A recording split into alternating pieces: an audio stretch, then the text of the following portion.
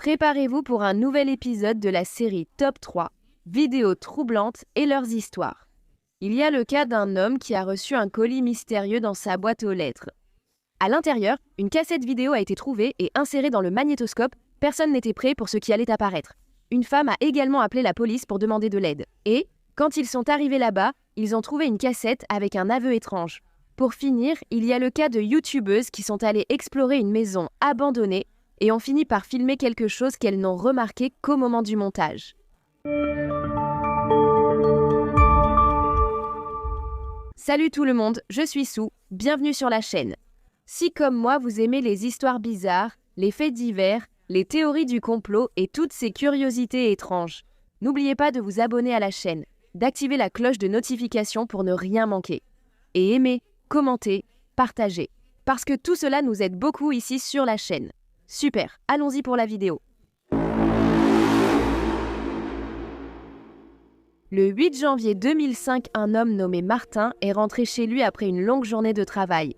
Il est allé vérifier la boîte aux lettres et a vu un colis mystérieux. Il n'a pas trop compris, il n'attendait aucun colis, mais il a pris ce fameux paquet, l'a emporté à l'intérieur et l'a ouvert. À l'intérieur du colis, il y avait une cassette vidéo sans étiquette et sans aucun mot expliquant qui était l'expéditeur ou ce qu'il y avait sur cette cassette. Peut-être par curiosité de voir ce qu'il y avait dessus, il l'a mise dans son magnétoscope et a appuyé sur lecture. Un homme apparaît sur l'enregistrement, assis devant la caméra pendant presque une heure, décrivant les choses violentes qu'il s'apprêtait à faire. Il expliquait comment il allait attirer ses victimes, tu te rends compte? Il montrait aussi des outils et décrivait comment il allait torturer ses victimes d'une manière très froide. AFF. N'étant pas formé à la torture, je vais devoir me débrouiller avec ce que j'ai, comme ma perceuse. La raison pour laquelle elle a ce rembourrage, c'est juste pour essayer d'étouffer un peu le bruit, parce que j'habite dans un appartement. J'ai des demi-baillons, j'ai pas mal de rubans adhésifs, j'ai un fer à souder.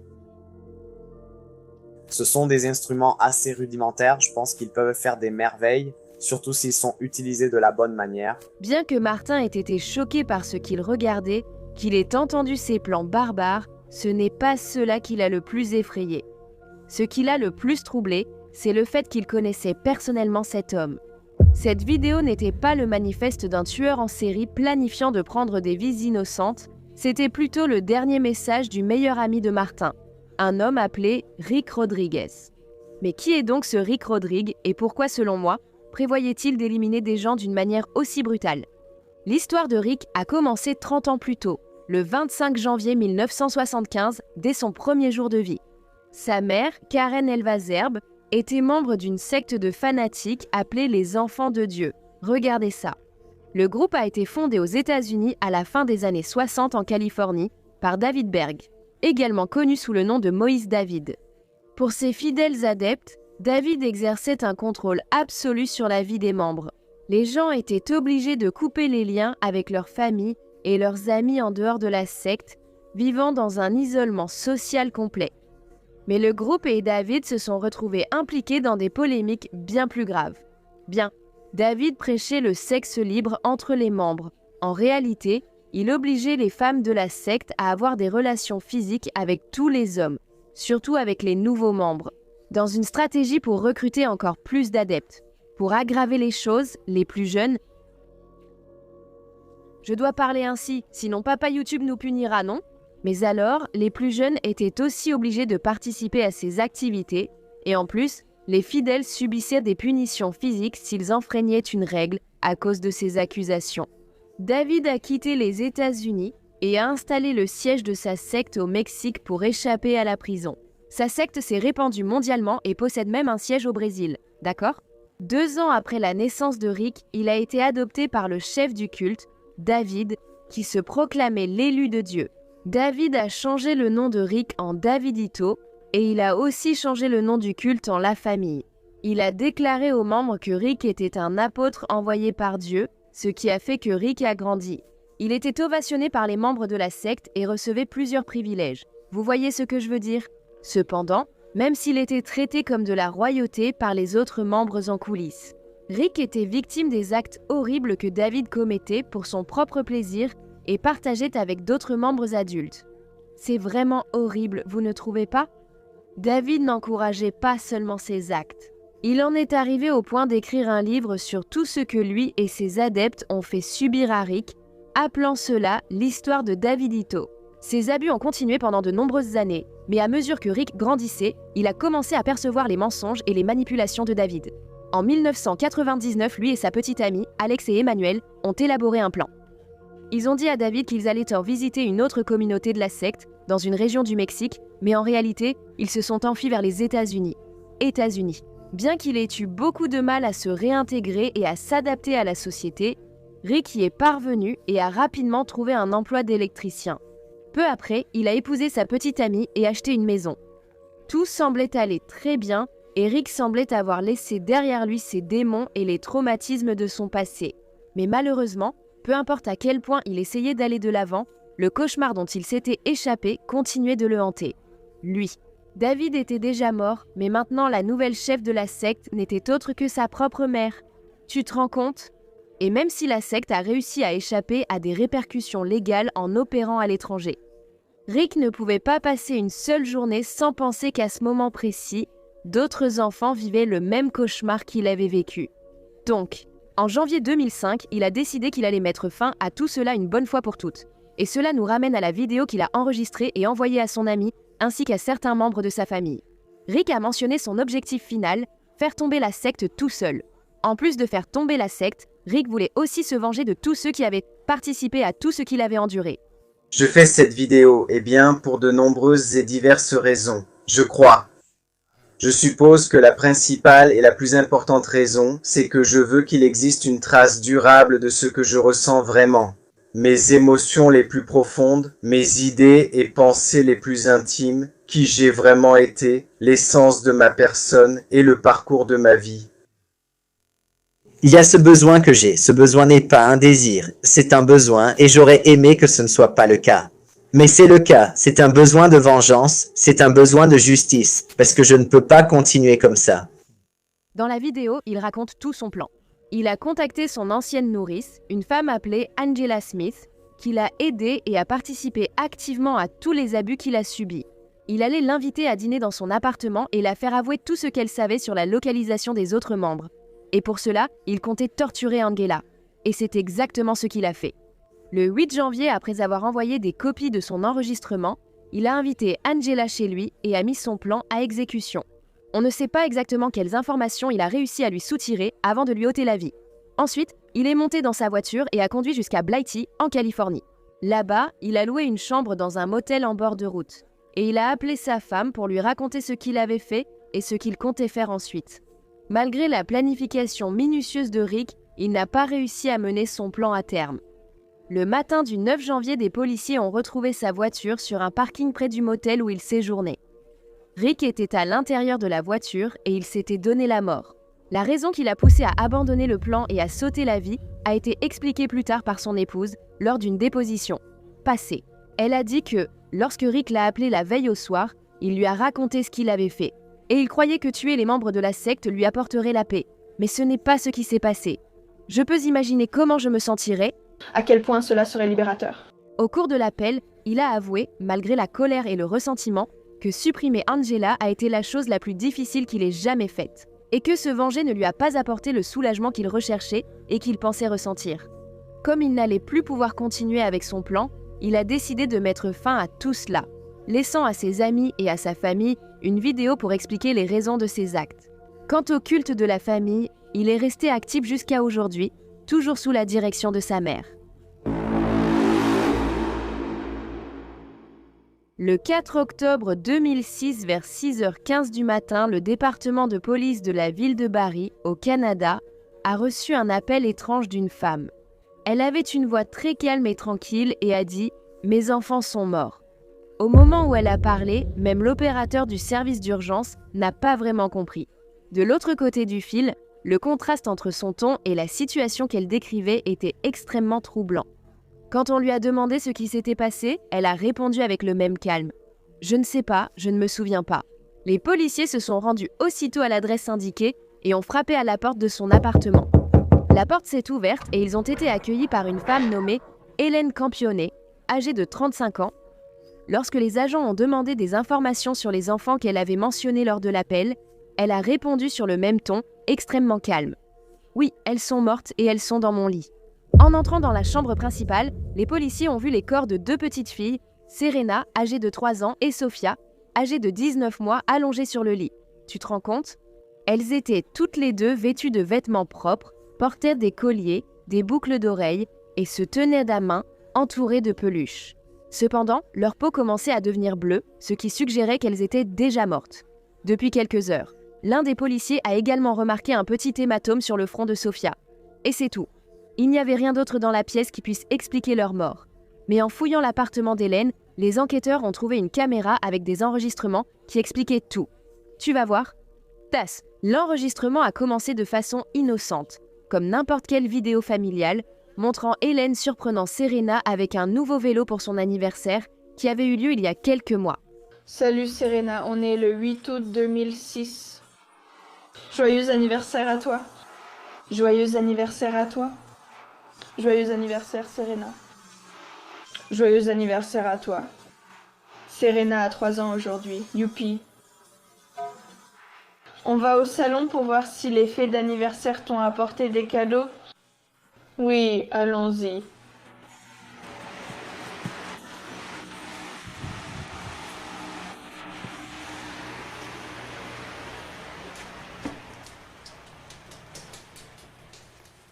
Qu'est-ce que c'est? Qu'est-ce que c'est? Qu'est-ce que c'est? La cassette continuait de tourner et la vidéo suivante montrait aussi Hélène et ses 2 filles simplement en train de passer du temps ensemble et de s'amuser. Jusqu'ici, tout semblait assez normal, non? Cependant, le 3e enregistrement, qui a été fait le 2 octobre, c'est là que les choses ont commencé à devenir étranges. Tu vois, le ton calme et amusant de la vidéo a changé. Quand Hélène a commencé à se confier sur les terribles conditions dans lesquelles elle vivait, causées par son ex-mari, Leo Campione, et sa famille, elle a commencé à filmer le salon en se plaignant qu'elle était poursuivie et qu'elle traversait des moments difficiles. Et plein d'autres choses encore, tout ça devant les filles. Oui, c'est un appartement déplorable, horrible, en désordre, sale, dans lequel, soi-disant, mes 2 enfants et moi vivons, et c'est vraiment un désordre affreux, affreux. Je pense que Diego Campione a totalement tort, et j'espère qu'il brûlera en enfer pour tous ses péchés, tout comme Leonardo. Je voulais juste m'occuper de mes 2 filles, et être heureuse pour toujours. Après les 3 années d'abus physiques, émotionnels et mentaux que j'ai endurés de façon terrible de la part de Leonardo Campione et, l'année dernière, de la part d'Anna et Diego Campione. Les abus mentaux et émotionnels, ce qui a mis fin à la quantité d'abus mentaux et émotionnels que cela causait. Ma fille de 3 ans, Serena, Sofia et moi, c'était horrible et injustifié de la part de la famille Justice pour ce qu'ils nous ont fait. J'ai crié à l'aide. On peut voir que les petites filles sont un peu anxieuses d'où avec leur mère, n'est-ce pas? Apparemment, Léo était extrêmement abusif, aussi bien physiquement qu'émotionnellement. Ils avaient une relation très tumultueuse et il l'a obligée à couper les liens avec ses propres parents et amis et il la frappait aussi constamment. Elle s'est séparée plusieurs fois, mais elle retournait toujours vers son ex, ce qui rendait sa famille très triste et inquiète. Mais c'est quand il lui a donné un coup de pied au ventre pendant sa grossesse qu'elle a enfin réagi, estimant que c'était la goutte d'eau, et l'a dénoncé à la police. Il a été arrêté pour violence domestique et elle a enfin demandé le divorce. Au moment de cet enregistrement, Léo était sorti de prison et avait engagé une procédure pour obtenir la garde de ses filles. Il a affirmé qu'il voulait la garde exclusive des filles parce qu'Hélène était une personne instable et dangereuse. Regarde ça, parce que ces dernières années, Hélène a eu plusieurs épisodes de crise et a même été internée de force dans des cliniques psychiatriques. Plus d'une fois, elle disait qu'elle était poursuivie et que, chaque fois qu'elle sortait de chez elle, elle voyait des extraterrestres suivre ses pas. Quand elle a appris que son ex essayait de lui retirer la garde, cela a eu un énorme impact sur sa santé mentale. Sa mère a même dit que la bataille pour la garde l'avait fait complètement perdre le contrôle et développer une paranoïa sévère. Elle avait une peur bleue que son ex apparaisse soudainement chez elle et prenne les enfants de force. Alors, le 2 octobre, juste après avoir enregistré cette dernière vidéo, Hélène a fait l'impensable. Les amis, elle a ôté la vie des filles en les noyant dans la baignoire, puis elle a enregistré une confession terrifiante que les enquêteurs ont retrouvée sur la même cassette. J'enregistre ceci parce que Léo, voilà, tu es content, tout est entre les mains de Dieu. Tu ne voulais pas donner la paix, tu ne voulais pas dire la vérité. J'ai supplié, je suis allée voir les témoins de la victime pour obtenir la vérité, la vérité. Comment tu m'as battue pendant 3 ans? Tu m'as battue quand j'étais enceinte de Serena et Sophia. Tu te soucies de nos bébés, tu te soucies de moi, tu te soucies de toi-même. Tu voulais gagner, tu as gagné. Tu es heureuse? Qu'est-ce que ça te fait ressentir? Des services informatiques, je viens vers toi en tant que client. Qu'est-ce que ça te fait ressentir? Ça ne me fait pas me sentir très bien.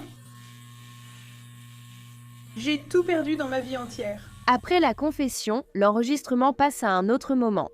Plus tard, Hélène semblait être droguée et parlait de façon confuse et à voix basse.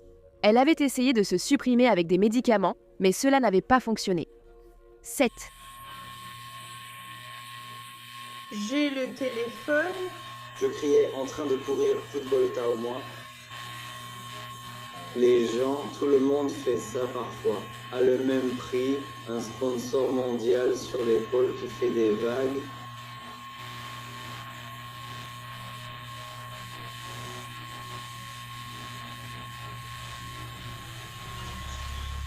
Elena était présente pour les dossiers, les images capturées, mais moi, manifestement, non. Je n'ai pas fini le visage, présente avec des possibilités de 50 personnes.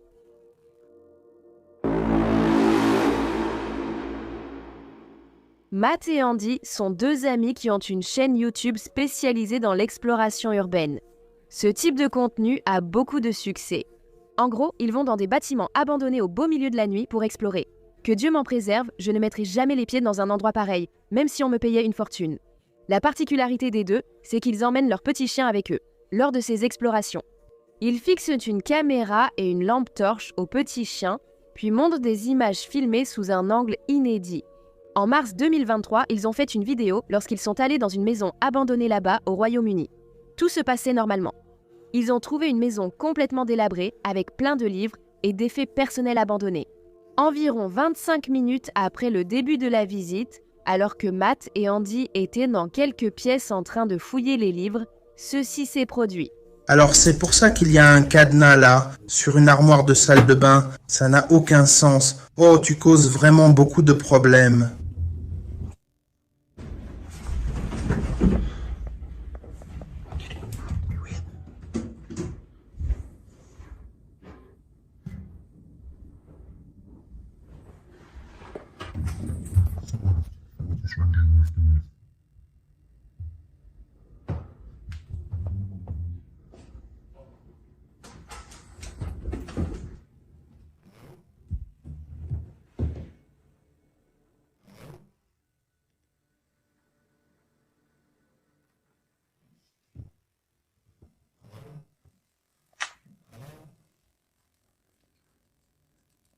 Nous ne sommes pas une menace. Nous n'allons rien faire. Nous n'allons pas te faire de mal.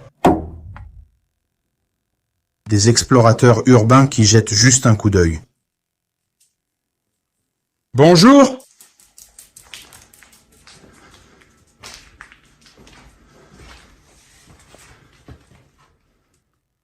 Je vais devoir te surveiller.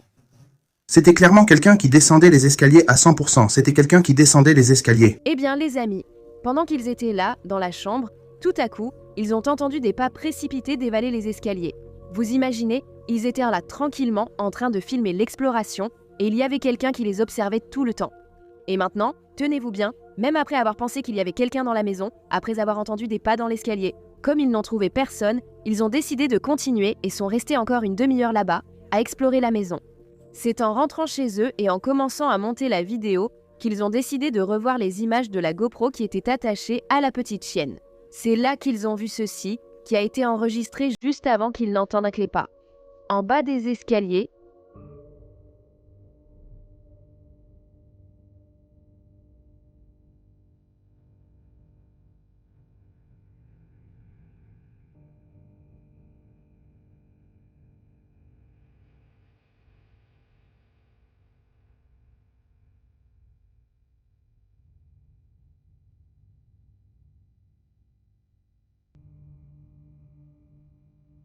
mon Dieu, Il y avait quelqu'un caché sous le lit. Dans la chambre du 2e étage, on voit clairement que c'était une personne cachée sous le lit.